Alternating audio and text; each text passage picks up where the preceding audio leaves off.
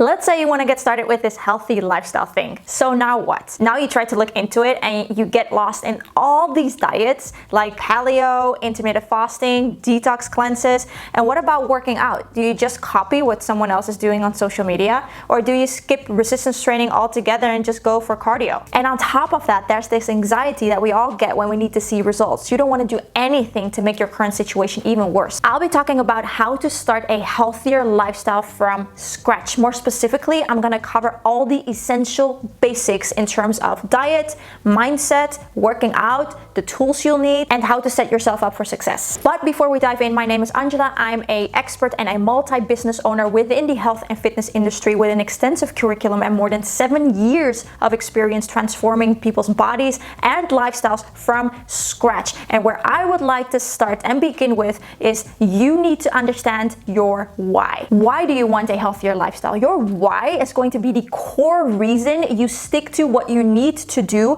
even in times when you feel discouraged, without needing external motivation. If your why carries enough urgency, you'll do whatever it takes to start and to keep prioritizing the difficult task that is long-term consistency. Now that you know and have deepened and digged out your why, you need to understand what your current situation is so that you can explore what you need. Ask yourself questions like, do I currently have a healthy body composition, or do I need to lose some fat mass or gain some muscle mass? What is my current activity pattern?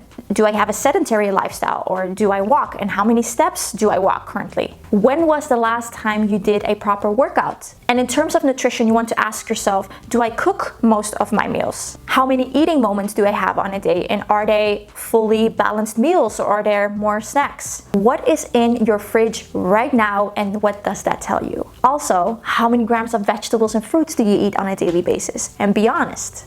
Moving on to the next tip, and that is to understand and write down what are your favorite healthy foods. You're more likely going to stick to your diet if it's built with foods that you actually enjoy rather than hate. There is no healthy lifestyle if you hate what you're eating. Now let's go into my kitchen so I can show you what healthy protein, carb, and fat sources I personally use so I can give you a sense of direction. Welcome to my kitchen. Many of you go and look for healthy recipes, and although that approach is not per se negative, what I would recommend you to do is try to understand what healthy nutrients are first. If you understand what healthy protein sources are, what healthy carbohydrate sources are, and what healthy fat sources are, you can now customize any recipe to be more well balanced. You need to understand how to make food more functional again. Now let me show you what I personally like to eat so I can give you some inspiration. Now I've categorized the foods into protein sources, carbohydrate sources, and fat sources.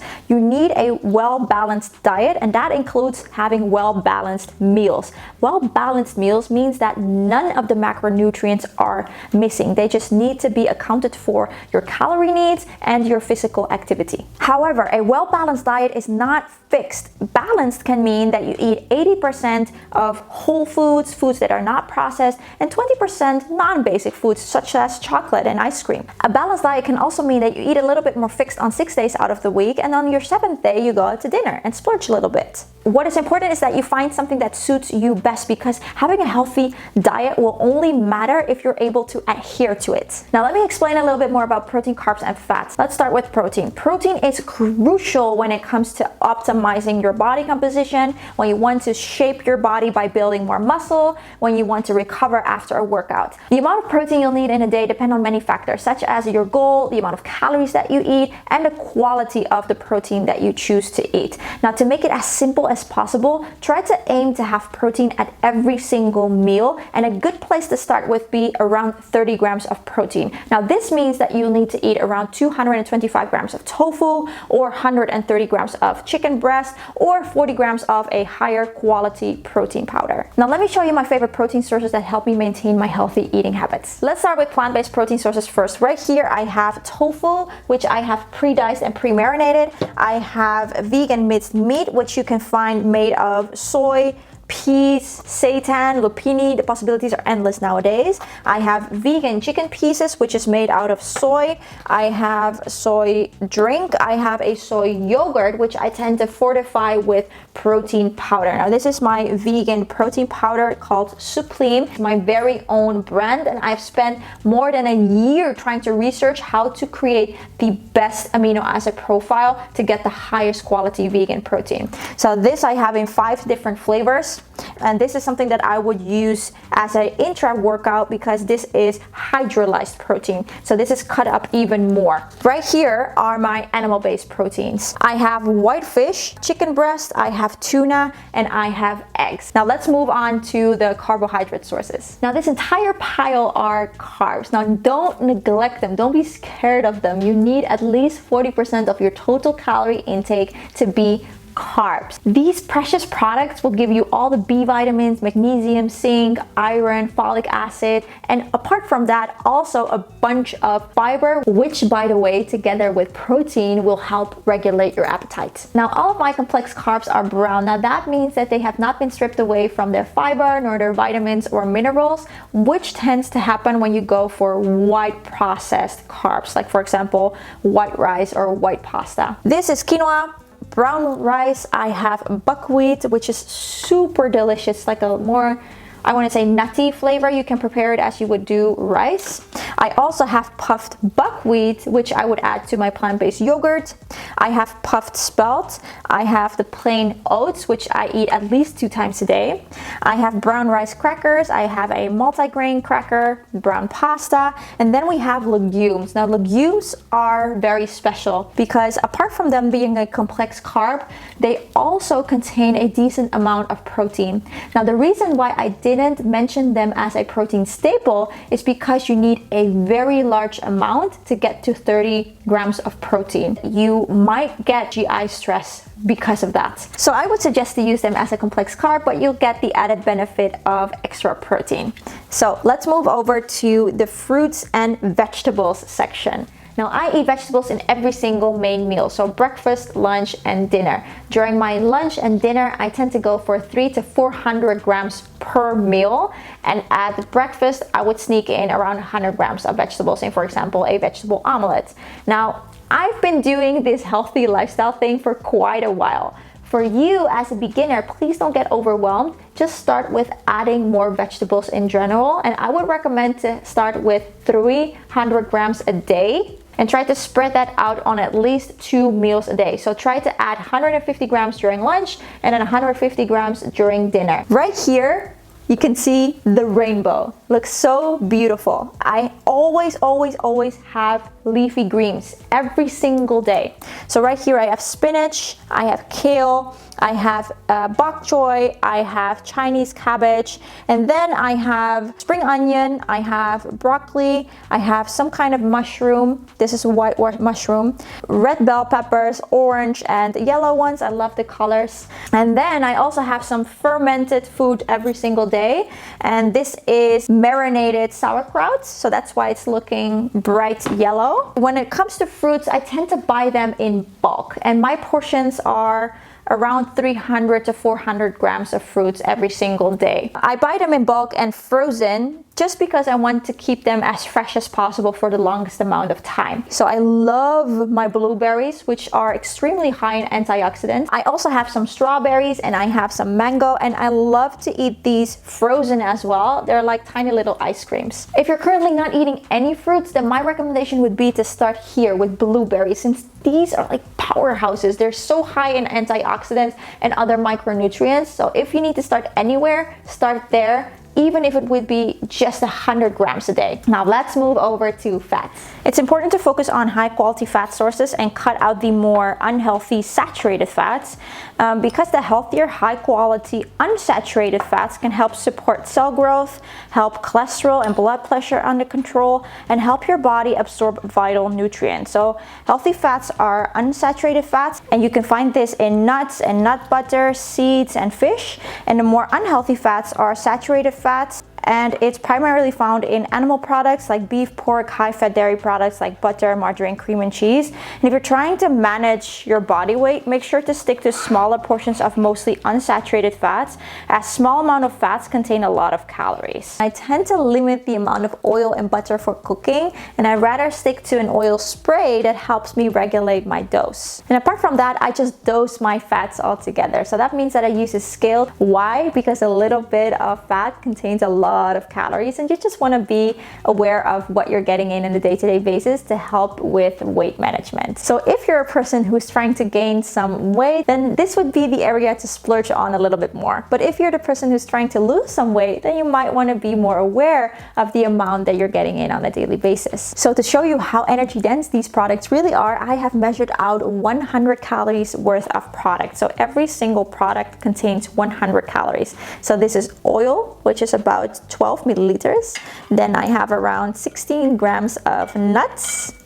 I have 16 grams of nut butter, and I think this was about 26 or 27 grams of chia seeds, and that will give you 100 calories each. This is a super cool hack. So what I do is I combine several seeds. So here I've used flax seed, chia seed, pumpkin seed, and sunflower seed, and mix it with a high quality nut butter. Now you're getting a beautiful blend of all different kinds of fat sources that you can top off your oats with, or your plant-based yogurt, or whatever you want to put this on. Now before I move on to the next tip, if you want to have more actionable tips on a healthier lifestyle, then make sure to click the link in my description box and my comment section down below, in which I'm going to share a sign-up link to my 5-minute read newsletter called Bodycon Bites. In this bite-sized newsletter, I share one common mistake, one question and answer, one tip of the day, and one quote of the day for you to reflect on, and I will share that every single week on Sunday. So if you're interested, then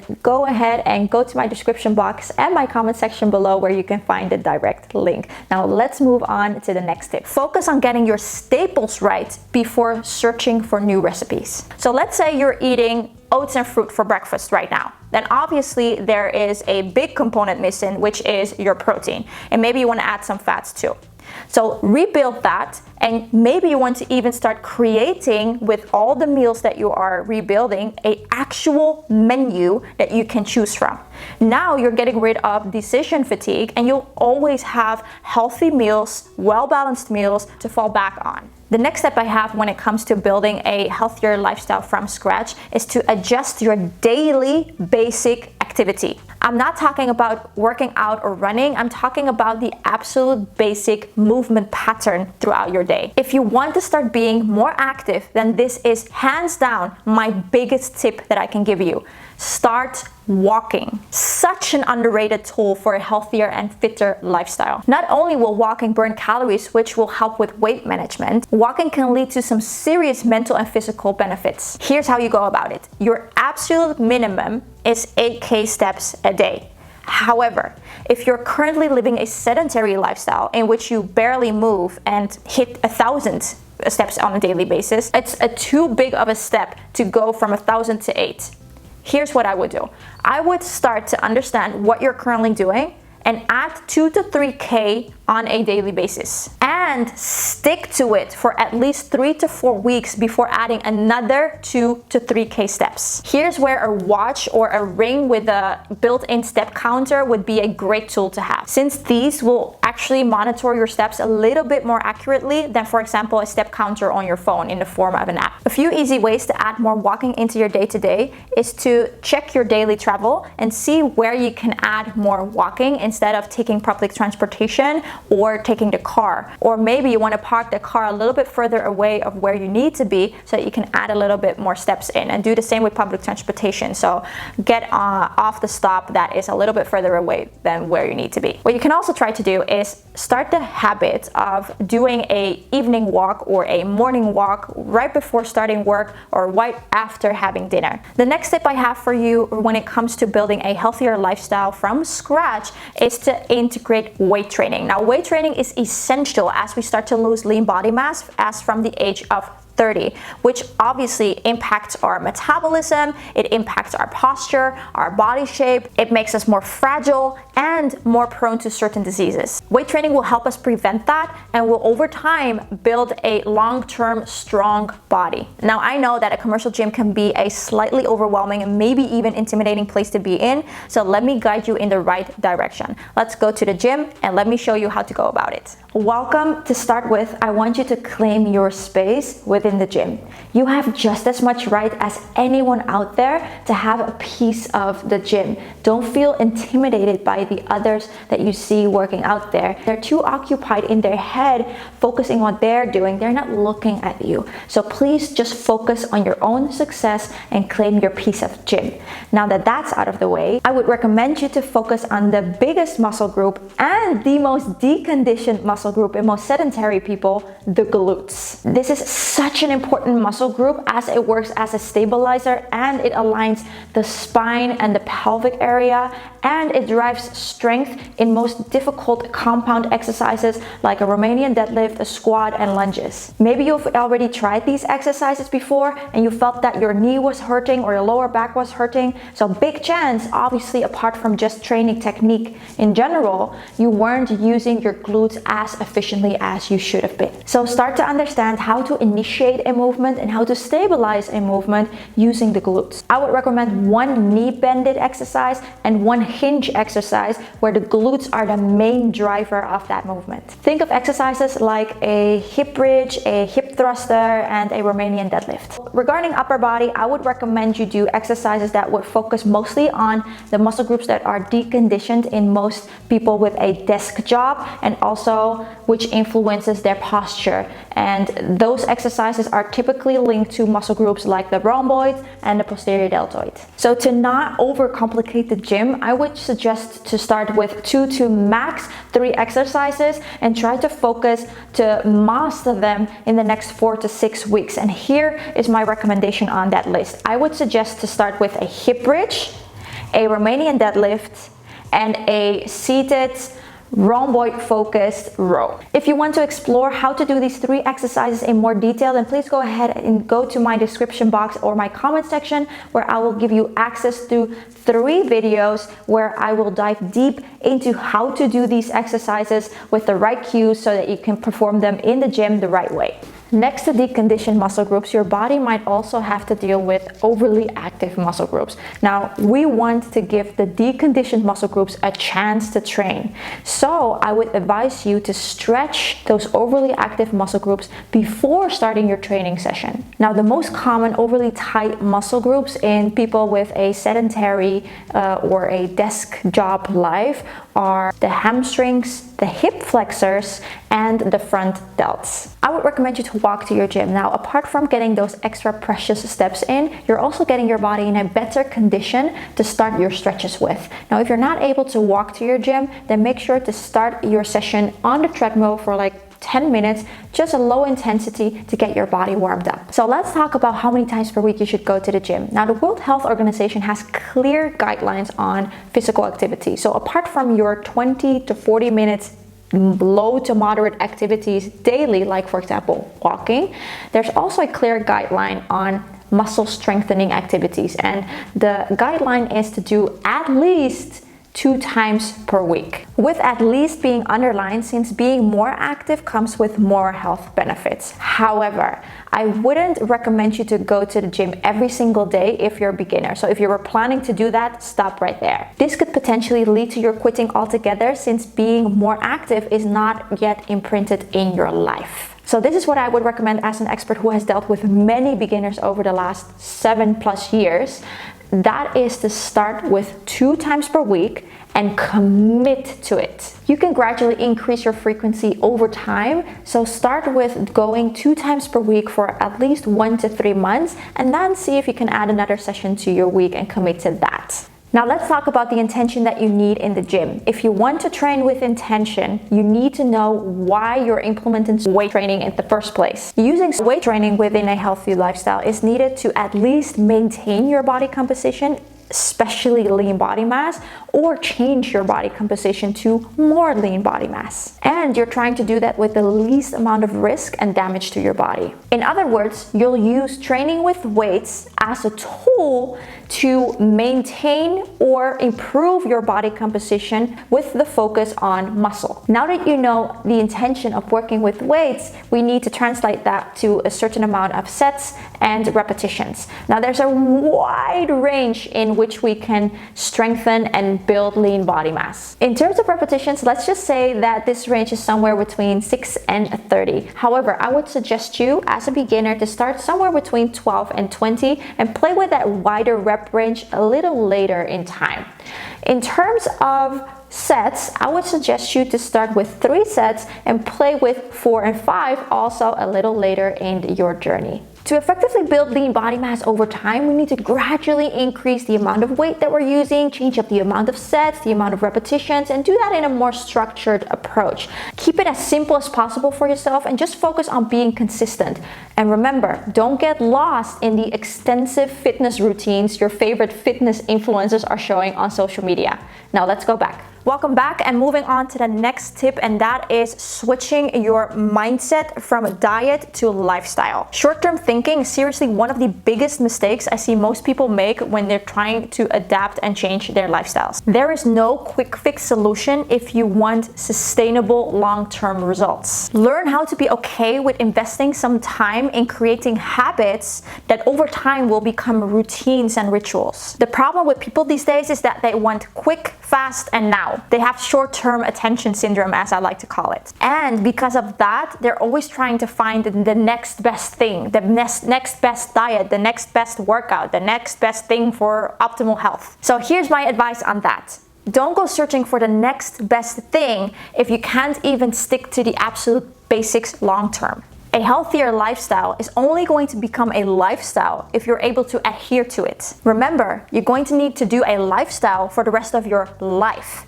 And you're going to gradually add new healthy habits to it as you go. My personal starting point was actually from scratch. My parents were mostly working, so my brother took care of me and he cooked my 1 meal a day. So I, as a young girl who had to take care of herself, ate crap foods, obviously. Anything that I could find in the home, like chocolate sprinkles, plain sugar, and in the rare occasion that my brother bought fruit, we ate the entire thing. We didn't understand portion control. I didn't do sports and was barely active. So obviously this all spiraled down to a point where I got 25 kilos heavier as what I am today. And then when I worked in the hospitality industry, my daily activity increased, sure, but alcohol and junk food made its entrance. It was only during my bachelor's in nutrition that I started to understand the concept of calories and macronutrients and micronutrients and how our overall lifestyle impacts your overall health and physique. And I ended up, in my humble opinion, in the best shape of my life in my 30s